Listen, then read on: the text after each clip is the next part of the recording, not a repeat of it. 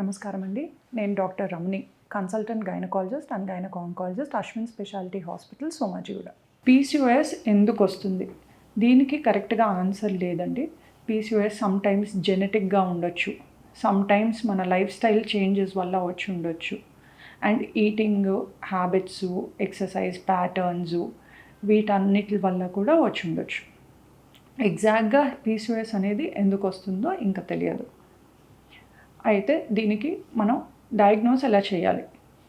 First thing diagnose చేసే దాంట్లో symptoms, menstrual disturbances ఉండడం, అల్ట్రాసౌండ్లో మల్టిపుల్ సిస్ట్స్ చూడడం, హిర్సుటిజం అంటే ఎక్సెసివ్ ఫేషియల్ హెయిర్ ఉండడం, ఇవి మనకి చూడగా డయాగ్నోస్ చేయొచ్చు. అంటే సిమ్టమ్స్ అలా కాకుండా బ్లడ్ టెస్ట్లో కూడా మనం చూడొచ్చు.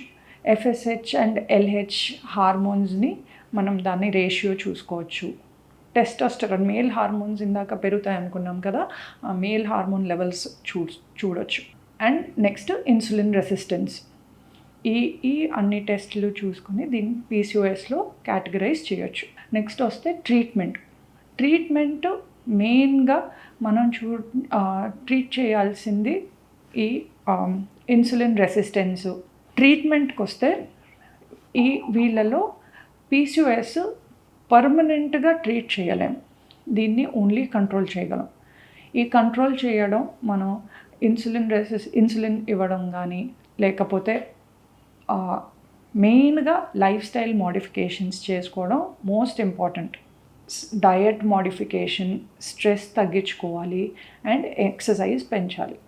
దీంతోపాటు మనం ఈ మార్పులు చేయడం వల్ల మనం కొంతవరకు మనం ఈ పీసీఓఎస్ అనే కండిషన్ని కంట్రోల్ చేయొచ్చు.